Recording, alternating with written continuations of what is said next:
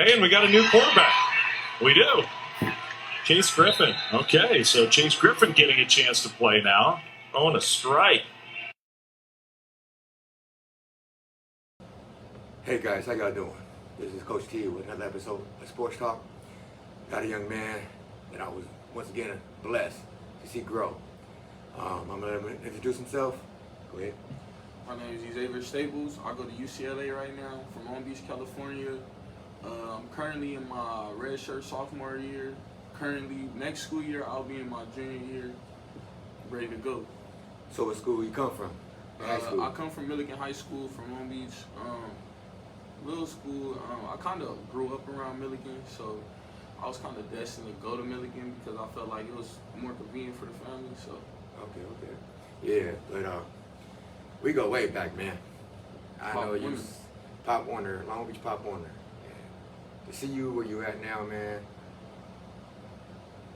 it's crazy because you coming out of Millikan High School. A lot of kids don't really come out of, it's not a small school, but it's not well known for young men like you guys to come out of to a D1. Yeah, for sure. So all that hard work, what made you pick UCLA? So my recruiting process was actually, I was gonna go to Nevada. Okay. And over at Nevada, I just felt like, I don't know, there was some love over there. And then I got constant feedback from my parents, coaches, telling me like, you can't miss out on that UCLA education. You can't. It's like you just can't get that up. Yeah. Especially given like UCLA was one of the only schools that I had that was like, I could say was actually vibing with me as like one of the more powerful schools. You know what I'm saying? Like you had schools like ASU talking to me, telling me like, well, we offered you, but we don't think you're good enough to play on our team. You feel me? So when you got other teams like that saying stuff like that to you, you start to be like, well, who loved me? You feel me? Yeah. Like where the love at? So for sure, I was thinking about it first, but then UCLA, I was like, they showing love, and you can't miss a degree from UCLA. So. And you play wide receiver, right? Wide receiver. Okay. Number 18. So, what was the benefits come out of a small school? Because, like I said, Millikan doesn't really send, back in those days, send a lot of kids to D1. Mm-hmm. But we have some, some great ballers, Mm-hmm. especially when I went there too as well. But to see it where it's at now, with that new coach there, well, he's been there for a while. I see him working hard to get some of these kids out. Mm-hmm. But tell the kids all the work that you had done, because a lot of kids don't get it. You have the talent. If you have the talent, they will find you. You know what I mean? Yeah. And you got the talent, man. So it just, to see you, like I said, to see you over there working and all the hard work. Like I said, we've been going back to Pop Warner and all the hard work you put into. Just let the kids know, man. Especially your grades. You said education-wise. Mm-hmm. How does education, get you into schools? Because like I said, UCLA is not gonna get no 2.0 kid. Right. What was your grade average in high school? So I actually wasn't amongst one of the like higher educated kids because like grades was always something that I was like obviously I'm gonna need it to get to the next level. Yeah. But I didn't start taking it serious until I realized I could get to the next level. And it's like that, I feel like that's something, to be great, that's something you really gotta like focus on. Like, yeah, you might not have what you want right now, but if you, in your head, you working towards it every day, eventually it'll come. Yeah. So put it like, as soon as I started being able to be like, understanding like, oh, I could go D1 with football. Because when I was a kid, I'm just playing football for fun, not necessarily understanding, but I started to realize, well, I have to be smart. I need the education, I need the school. It's only gonna help me, so why not do it? So once I realized, like, and actually put more attention to school, school became way easier. So out of school, I was trying to graduate early. Yeah. And I had to, Millikan wasn't messing with me on graduating early. So I had to actually transfer out of Millikan and go to an online school to get my grade point average up. And I had to grind for like 3 months, 4 months on online school, every day on online school, because it's not like you got a teacher on online school. Yeah. You just had, and this was during the COVID time too. So, Oh, yeah. so it was like you kind of had to focus on yourself and like just be mentally strong to be able to go through school by yourself, understanding that you're not really gonna have nobody right there to teach you. So I think if you put your mind to school, and when you put your mind to school, school could be easy. School could be easy. You said COVID. You still played it during COVID, right? So during COVID, we actually lost our season. I was supposed to run track during COVID because like we wasn't playing football for a minute. Yeah. And in my senior year, I wasn't getting my senior year because I was graduating early. So, and plus I wasn't at Millikan, so I couldn't play. Okay. So, and at that point though, I had already signed and everything, so it was good. So how did your mom feel when you signed to UCLA? Because I know how she felt about you. Man, it's this video on YouTube actually that of my signing day, bro. I cried on it, and I was like, I watch it today and be like, bro, why is this still on YouTube? Because I really don't like. I don't like the fact that I'm portrayed with that emotion, but it's okay to have that emotion. Yeah, man. You know? It's not and wrong. I feel like my mom, she's just happy for me, man. Like, she obviously, she I know probably she didn't was even excited. right. She probably didn't even expect this on my career or anything. She probably just was moving forward and just letting me do my thing, letting it go, seeing how I play out. And I just know she's proud of me. Oh man, I bet she is.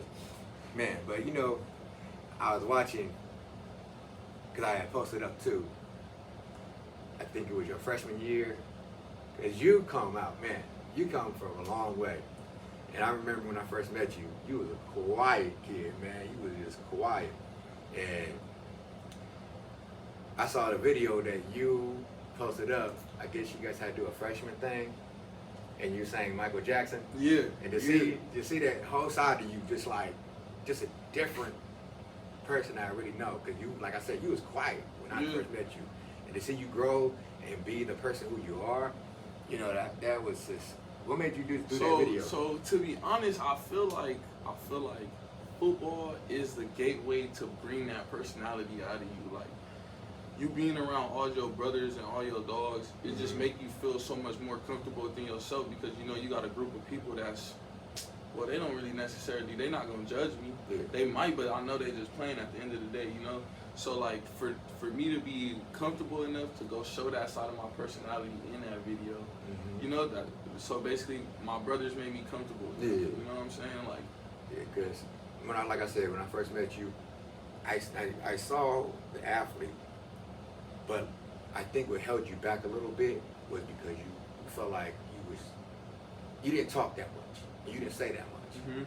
And I'm like, I hope you grow into a person that you would like push yourself more into, that you should be playing more. That's my opinion, you know what I mean? And I couldn't say much when I was coaching you at the Long Beach Pop Warner, but I was just hoping that you do sprout, you know what I mean? Be able to, because like I say, I seen it in you. I see you play, but I think you should have got more playing time, you know what I mean? And I was just like wishing that, like I said, you grow. And I'm proud of you where you at now, because you did grow, you know what I mean? Because you were just a quiet young kid, man. And I was like, damn, Staples, come on. and if I'm being honest, I'm still that quiet. Well, okay, when it comes to football, I'm still that quiet kid that just would, because I feel like it's important. If you want to be great, if you want to be good, it's important to listen, pay attention to details, and it's hard to pay attention and listen to details if you're always talking, you know? Because like I say it's a whole bunch of dudes on our team that could talk and like tell you, try to take that leader role and like tell you. I feel like I'm more the person that I want you to just watch me. Like I'm not gonna say nothing to you. Just watch what I do and learn from it, take from it. You know what I'm saying? Yeah, because like I said, man, coming from where you come from and to see you grow, it's amazing, man. So, from Long Beach Pop Warner, what experience you had there? Because like I said, that organization is still going. I grew up in that organization as well, and to see you coming from there, what helped you coming out from there? So I'm gonna say Long Beach Pop Warner. First of all, I played for the Long Beach 49ers under Coach Louis. Amazing coach. He had, to be honest, he done had the program for I don't even know how long. Before I was even there. Before you I probably was born. was 7 years old when I first touched the field, El Dorado Park. But to be honest, Pop Warner, I could say it helped me build relationships. It helped me meet people that was going to have some type of impact in my life, you know what I'm saying? Yeah. And especially with my mom being more involved, I was always around. So like football was more like a lifestyle for me growing up because I'm always around football. Like, the kids come play at the park, but the kids not doing what I'm doing when I'm going to these parks because I'm staying there from the minute practice, the first practice start to the minute the last practice start. I'm on game days. We staying until the whole day. We not leaving until it's dark out. So it's like being around. Like Pop Warner allowed me to just be around football. Yeah. And you know that's just you able to see, look, whatever you could see, whatever you could look at, you could do. You know. So that's just me learning right there, getting more experience as I'm coming up. You know. Yeah. I didn't notice it at the time, obviously. Now I know because I'm me, but. Yeah, man, because I remember one time we took you to, me and Louis, Coach Junior, took you to a Lakewood game. You know, we wanted you to understand. We took some players with us. Y'all took us to Poly games, Lakewood games. Yeah, we took you everywhere. And we just wanted to get y'all experience, man, and that's what we loved. And you took a lot of things seriously because you was focused on what you wanted to do. And it was a blessing, man, just to see, like I said, man, to have you around us and me coaching you. In those days, we had some ballers on our squad, you know. We had Evans, you know, Alfred, man, and I don't know, man. I remember that one game when we played, what was that team that we played in Orange County? And they was dirty. That's the orange team, right? Yeah. Bulldogs. Garden Grove. Oh my God. Garden Grove. I think that was gonna be the last day I ever coached. Me and Coach Lavelle, and man, we was about to. We was like, okay, coaches, we gotta calm down because we saw you guys as our kids. You know what I mean? And if anybody disrespected y'all, we had y'all back, man. And that game. I think all our coaches was gonna go ham because they was playing dirty and the coaches, you know, I'm not gonna say anything bad, but you know, it was just allowed and we didn't like it, you know, and they would do some dirty hits and the parents on the other side was wolfing. So I think that was gonna be 911 call because like I said, we see you guys as our kids and we protect y'all. But what was your best game in high school? Best game in high school, man. I only had one season of varsity in high school, and that was my junior year. I'm gonna say that was my very first game. I caught a game-winning touchdown, and against who? Against Carson. Okay. So I'm gonna tell you, like, the reason I would say that's my best memory is because this is one I can remember so vaguely. Like, it was. So we basically put together a championship drive. Drive, we had dogs. We had Jerron Lincoln. We had Aaron Okoro. They was making plays down the field. Our running backs was making plays. We got to like the 18-yard line. Obviously, you know, to throw the ball to 18-yard touchdown for the win. Crowd going stupid. It's still on YouTube and everything, bro. Man. That's those moments like that is what we live for. Yeah. Like us athletes, we live for the moments that put us under pressure, that could show us that we are elite, that we could be great. You know what I'm saying? Like those give us our confidence. Those situations, you know. Yeah, so man. My best game I saw you when you made that catch against Wilson High School. That one-handed, that one-handed catch. Man, it was you and Vander at Paramount. And when he made that one-handed catch, that kind of reminded me of you. Yeah. I was like, man, just to have that type of touch, one-handed catch, man, that was just. Yeah, that was the most exciting. Yeah, I like, man, to see, like I said, man, to see that catch was amazing against Wilson. I But appreciate that, coach. one thing to let these kids know, 'cause like I said, you coming from Long Beach, and usually Poly High usually gets a lot of glory. You know what I mean? Because they send cats out to D1. To come out of a small school, to let these kids know, you know, your experience coming from where you come from. I know it's been hard work. It's not easy to go to a top elite school. You know what I mean? And like I tell these kids, me working at a high school, I just shake my head because I see a lot of athletes take advantage of the education and don't understand they're a student first. You know what I mean? And sometimes where I work at, a lot of kids don't believe they come from that small school. I'm like, I just see a lot of kids that do make it, like you. You know, you're experienced. I see you. You know where you at. So what would you let these kids know what they need to do and stay focused? Because like I said, you could have left Millikan, go somewhere else. Like that's why one thing I'm gonna say, I'm proud of you that you never left Millikan. You know what I mean? Because I had no lie, I had coaches always calling me, oh, you know Staples, you know Evans. And they was trying to get these players, and I'm like, I don't recruit. If you want to talk to them, you go talk to them. You talk to their parents. You talk to them, let them know what y'all want. I said, but to see you stick with Millikan, I'm like, thank you, because you did not fall into that BS like this college portal. You know, everybody transferring. You stuck to one school. You know what I mean? So, like, let these young kids know, like, your struggle and what it means to you to stick to this small school to go to where you at.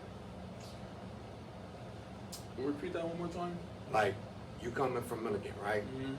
Like, what made you stay with Millikan? Because like I said, you could have just transferred wherever you want to go to a better school or whatever you want to think is people say, oh, I'm going to this school because I think I'm going to get a D1, you know what I mean? But you stood by Millikan and you stood there. So what made you stay there and what made you work hard where you're at now? So I'm gonna say the reason I stayed at Millikan was really because the people around me, like I was just in such a better situation at Millikan. I knew people. It was like the people from my Pop Warner team, they was going to play for Millikan. So it was like, why not stay with my friends and be able to do what I love, you know what I'm saying? So I guess it was kind of easy for me to not fall into that category of transferring, because especially since my mom was never the type of person to be like, we gonna send you here, we gonna send you there, we gonna send you there, we gonna send you there. My mom was always the person like you in school, bro, that's your school. That's the only school you at. You know, like I've been to two different schools. I've been to an elementary and like a K through 8. Yeah. High school, 2 schools. That's all I ever been. Keeping it just like that. And in terms of the kids that are transferring and like leaving that high school, thug it out, man. I just feel like you gotta be confident enough in your own skill set and your own like to just be a dog where you at. You know what I'm saying? You don't take no big old name for you to have to go D1. You know what I'm saying? Just like Millikan. I came out of Millikan. I was blessed to find somebody that's really willing to help me, because I know for some of these athletes, you might consider transferring because your coach not on the same wavelength as you. You know, your coach might not see something that you see in yourself. You know, so I could respect the players that do that, because I know I recently been coming up with I don't even know what to call it, like a theory that coaches really dictate athletes' careers. Man. Yeah, they do. I understand that. You know, transferring can be good. You know what I mean? But transferring can hurt yourself. Mm-hmm. Because if you go into a top school, you got to realize these top schools are a reason why they're top schools, because they're getting top athletes. So if you're going to transfer out, you better understand where you're going. Mm-hmm. Because if you're going to a top school and you're a receiver, and you go to this top school and they got like 7, 8 receivers already, why transfer there? You know what I mean? Yeah. And I can understand sometimes coaches can't hurt athletes' careers. You know what I mean? And I kind of understand why you want to transfer. But if you're going to transfer because you feel like you have a better chance of going somewhere else, Right. sometimes it can hurt you because you're better off staying where you're at now. You know, and it's just, I don't know. I feel some type of way when I see things like that. And then I feel some type of way when I see coaches hurt these kids. You know, it's like, dude, there's a top school that I see sometimes, and they have maybe 12, 14 seniors on their squad. Mm-hmm. And these 12, 14 kids that's on their squad roster could have been somewhere else. Right. You know what I mean? And it's just, but they want to stay with a top school because they feel like they're gonna get that D1. Yeah. And it's not even though you got D1, I don't care if you go D2. You know what I mean? D3. It's just the point, as long as you get that offer, wherever you go, there's some great small D1s, there's some great small D2s. And it's just, whatever you get the offer, take it, you know what I mean? Like, I see Millikan now. They got some D2s, you know, offers. Yeah. And that's a great thing. Yeah. You know what I mean? And it just, but people want that top.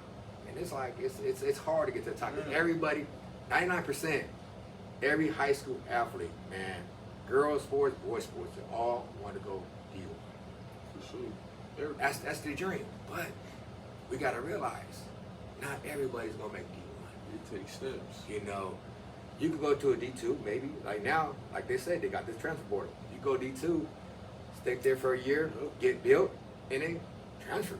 Literally. You know, that's why I see there's a kid that I know got, he could have got D1 right now, but he's taking a shorter route. He's taking a D2. He's going to go start maybe this year, build his name up, and then get into transfer portal. Yeah. You know, and that's the second route people are going now, you know what I mean? And with this transfer portal, I think that's gonna hurt a lot of high school kids. You know, just my opinion. I think it is because if a college wants to see this guy, he's already 20 years old, he's a junior, and he's already a hog, and they're gonna try to pick that kid before they pick an 18-year-old kid. Mm-hmm. You know, and that's gonna hurt a lot of kids. I think, in my opinion, I think that. You know what I mean? It might not be true. It might be true, but I think that's gonna hurt a lot of kids. You know. Oh, but yeah, you throwing a football camp, right? Mm-hmm. So, what made you want to do that? So, to be honest, man, last year was one of my years that was like, well, I'm building myself, you know, I'm becoming the person that I want to be. So, you know, I'm trying to start manifesting my life, you know. And it got to a point where I was saying things like, dang, I wish I had this type of person to do this for me when I was little, or I appreciate this type of person for doing this for me when I was little, you know. So then I just started thinking, like, how can I help? How can I help get kids to love what I do? You feel me? Like to get to a level to be like, well, I have a goal and I love this so much that I want to accomplish it, you know. So I feel like if we could express that on the youth right now and get them to understand, like, it's more than just football, it's a love to the game. Like, yes, you have a dream, you have a passion, but if you're not working for it, if you're not working hard for it, if you're not committed to it, if you're not bringing confidence to yourself by repetition, it's not gonna work out. But if you are, I could guarantee you it'll work out. You know what I'm saying? Yeah, because I remember when I did my first camp, it was crazy because we had Hayes Pilar come out from USC, and it was crazy because I had DM him on social media, so he hit me back. You know, I had a couple cats, and he hit me back, and he told me he would love to, you know, come out to a camp. So I was like, cool, you know what I mean? You know, he can hit me later on, whatever. And a couple of days passed, and some number came up on my phone, and they was like, I go, hello, and the guy said his name and everything, and he was like, oh yeah, I'm representing Hayes Pilar. I'm his agent, and I'm like, get out of here, man. I'm thinking somebody playing games with me. I'm like, yeah, right, man. You know, stop playing. You know, he was like, he goes, hello. I was like, yeah. I go, this is Coach T. He said, yeah, I'm hitting you up with, you know, because Hayes Pilar, you know, we represent him, and he wants to come out to a camp. And I'm like, I'm thinking, like I said, man, I'm just like dazed out right now because I'm thinking there's a BS playing jokes on me, man. And he was like, no, this is for real, you know. I said, are you playing with me? And he was like, This is not a no. fire drill. This is a real thing. And he was like, no, we want to do a camp and this and that. I was like, oh man, that was like one of the dopest things he had done to, you know, somebody that doesn't really know me and but comes out to want to, you know, do a camp with us. So we set it up. And I think that camp was like my first camp. We had almost about 90 kids come out, you know what I mean? And you was there. Yep. And it was just like amazing, man. I just kept on going the following year. And Hayes always supported me, Yeah, man. man, And I appreciate that, you know. But that day, bro, I was dying because I thought it was a joke. Like, man, who's this cat playing with me? You know, you're representing Hayes. He was like, nah, but for real. But see, like I said, to see you doing that, giving back to the community, you know, if you need help, like I said, you know, I know you doing a GoFundMe, right? Mm-hmm. So everybody, I'm gonna post that link up again. You should look at my social media so you can help out, man. Okay. Anything helps, man. You know, if $5, whatever, it helps, guys. This is for the kids in the community, hoping he could do it this year, you know. And I'm gonna help him out as well. But like I said, man, just like you're doing a lot already, man, and I can't wait for the next year to come see you play. 'Cause like I said, I don't really go see athletes play that I coach. Not to be weird about it. I just don't want to be that coach that always taking the limelight of young athletes. You know what I mean? Because like I said, I was blessed to coach you. I was blessed to train you. But you guys taught me and blessed me to be able to coach you. You know what I mean? Y'all shown me. I just don't, you know, not to take off any coach, but this is my thing. I don't like to go to games and it's like, to take their glory, you know what I mean? You're at where you at now because of you, you know what I mean? And people don't take that credit from athletes, you know? They say, oh, I got him to D1, oh, I got him there. No, man, you got yourself there, man. I didn't do nothing but coach you and helped you, I hope I helped you out to, you know, be where you're going, but you had, see, high school coaches always want to, you know, help kids out, D1, whatever. But to me, it starts for Pop Warner, you know, the youth level. You know, that's where you start growing, you know what I mean? And not to, like I said, not to take off anybody or disrespect anybody, but Pop Warner, that's where it starts. You know what I mean? Coaches build these athletes. Coaches support these athletes. You know, yeah, high school, you get watched more, but to me, to see you where you at, man, I saw you 8 years old, 9 years old, 10 years old, 11, doing what you're doing now.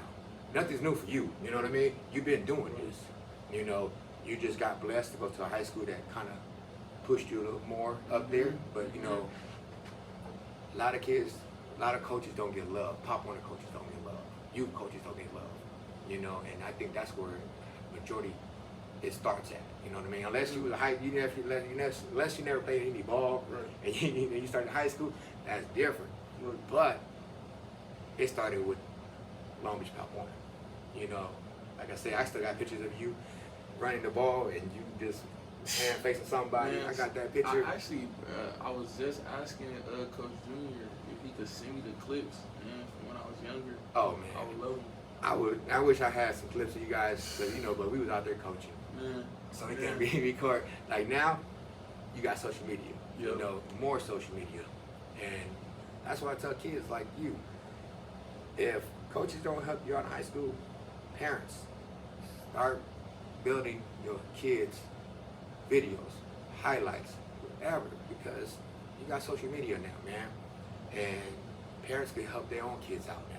They don't have to really depend on coaches. You know, yeah, coaches know coaches, recruiters, whatever. But now, if you want your kid, do video highlights of yourself for your kids. Build a YouTube page, build a social media page. It's all there for you guys, you know. But you know, it's crazy. But like I said, man, to see where you at right now, it's a blessing to have you, you know, come today. You bless me. I appreciate what you're doing, especially for your football camp. I'm gonna post it up, you know, for you. Any of your last words, man? I really didn't get to tell my story, if you don't mind. Go ahead, brother. Go ahead, man. So, Millikan High School, obviously, that was my high school. Coming out of high school, going to college was definitely a different experience. Like I turned 18 the day I started school.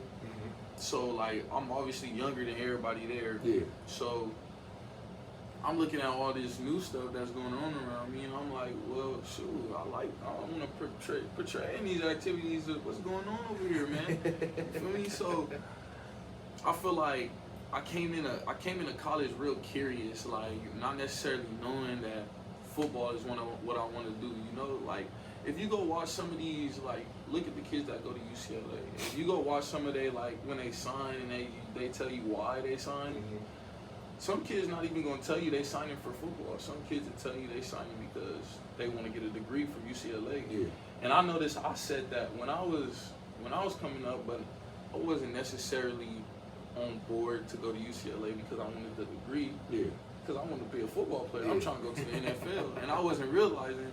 So I started doing dumb stuff, man. I got in a car accident. I know. Yeah, I got into a car accident on freeway late night, doing whatever I was doing, man. Then the following year, like I think I got kind of fishy in terms of like my school and everything, but the following year I go back up to school. I'm like, I finally get off of my surgery and everything. I'm like, Coach, I'm back. You know what I'm saying? Like I'm here. I had the chance to do spring ball. I got to go through spring ball that season. Once fall camp came around, my coach told me, "Oh, your GPA too low. You're not able to like play this season." I'm like, "So what? I gotta go home." You feel me? Like, so that was a whole season that I wasn't able to be in the facility, like touch the football field at UCLA. You know what I'm saying?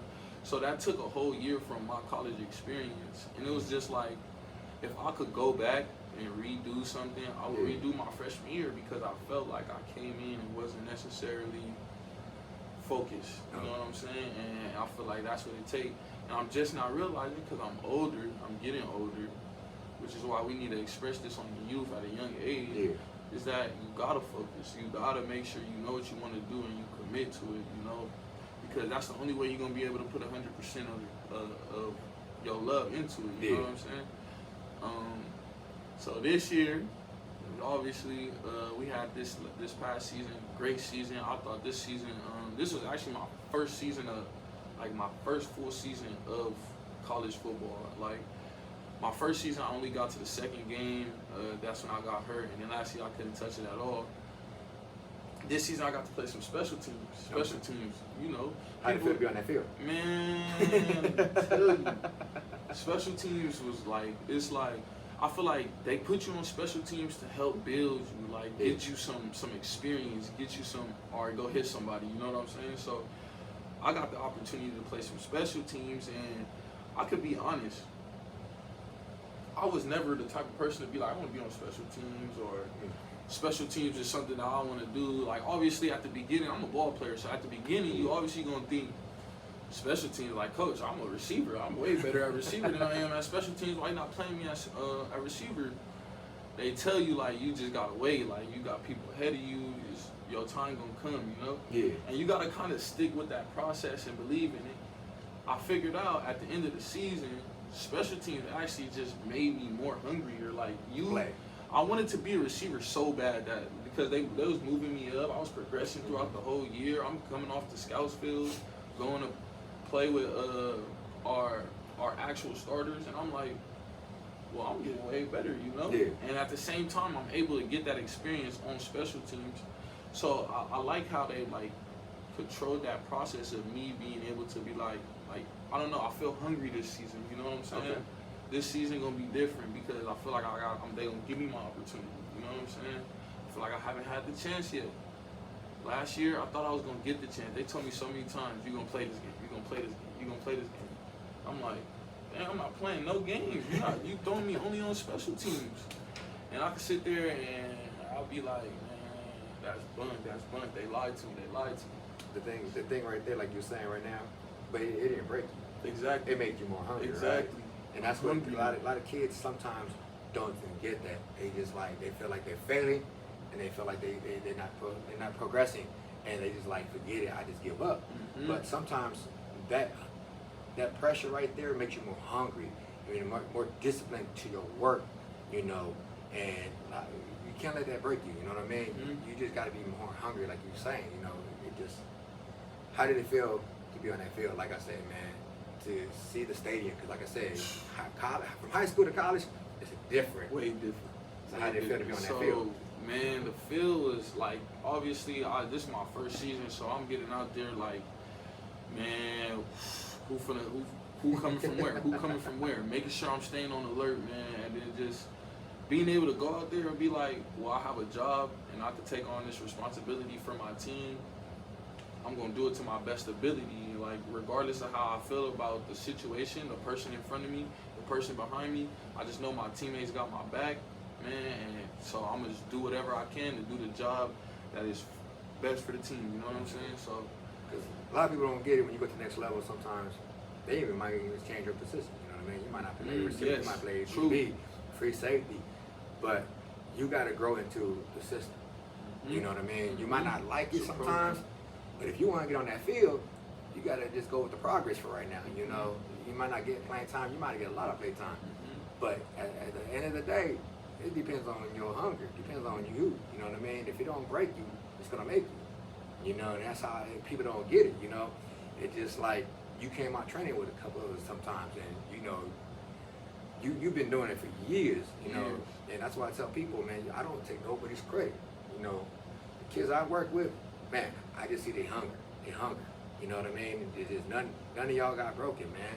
It just you've been doing this since Pop Warner, did it in high school, and now you at UCLA doing your thing. It might be taking stepping stones, but the progress that you're gonna do, you're gonna make it on your own. You know, so anything else you want to say? man, thank y'all for tuning in, man. Appreciate y'all watching me, bro. You know, like I said, man, this kid is different because, like I said, man, to see him grow, and now he taller than me. You know what I mean? I have pictures. He was like this to me here. Now he like this, but like I said, man, I'm just proud of you. Doing what you're doing, son.